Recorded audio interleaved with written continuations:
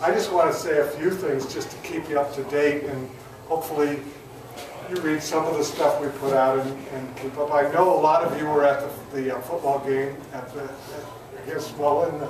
The game itself was a little disappointing, but getting there was a lot of fun. And it really, what was so exciting was that it drew alums from every era to that game. We must have had 10,000 fans, more than twice as many as Mullen. We only had 2,000. We had twice as many as Mullen. And you know, I don't want to, being president of both divisions and aware that, you know, you've got kids of all kinds of interests and talents, you don't want to put too much emphasis on one sport, but it's true that there's no substitute for a winning football team in the fall for spirit, for school spirit. So many of our other sports, I know, you see the headlines. This Missy Franklin, the swimmer, sophomore swimmer, she's the real deal. I mean, they talk of her in the same breath that they talk about Michael Phelps. So if she stays healthy, you know, she's going to be pretty amazing. And she's a wonderful girl. She's, I mean, she's just a all-American girl kind of. No big ego. She's just pretty refreshing. You'll see a lot more headlines about her, I'm sure. The girls' swimming finals are, I think, a week or so away.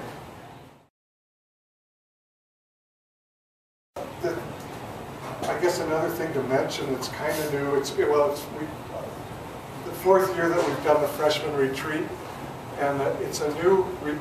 It's been going on a long time at Creighton Prep and at Rockhurst. It's spread around to a lot of schools, but we just had it last weekend, and it involves all the freshmen. The girls do their retreat in their building, and the boys do their retreat in their building.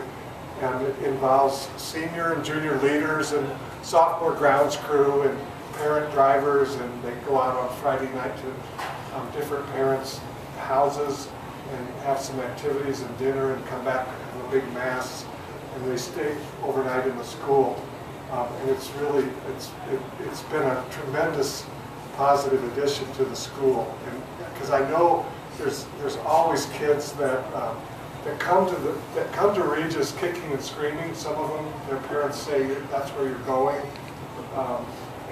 or you're going to at least try it, and some of them come reluctant. Some come not knowing anybody. Some come knowing a lot of kids and are very comfortable. But there's kids that are every year that I'm aware that are not necessarily comfortable, and I think this retreat really helps some of them to feel like that, yeah, this is a place that I can feel like I'm at home. And I'm really proud of the retreat program. We're getting ready to send Kairos 82 out, the boys, and the girls are up to 23, I think. So it's, that's been tremendously powerful as well. Another exciting thing for me is the possibility of a building in the middle of the campus between the two gyms that would have a theater and some music classrooms and some other things that will kind of gathering space and some other things that would really be the heart of the campus in a lot of ways. That's my dream as being in, trained as an artist and all that. I have a special kind of passion for the arts and for making sure that we've got the kind of facilities. I mean, if you've been to any of the plays, you'd be blown away by what our kids do.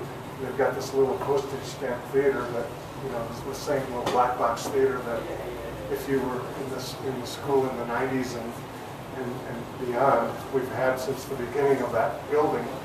For the last 2 years, we've had the fall musical out at the Colorado Heights Theater. So it's given the kids a chance to see what it's like to work in a proper theater, and so I'm really excited about that project. I think it's the really missing link on the campus, and I'm really eager to kind of put my energy into seeing if we can do that, because we've got great facilities, academic facilities and athletic facilities, and it really is kind of a missing link. Father, quick call out to David Kail for the service, and I think you did a heck of a job.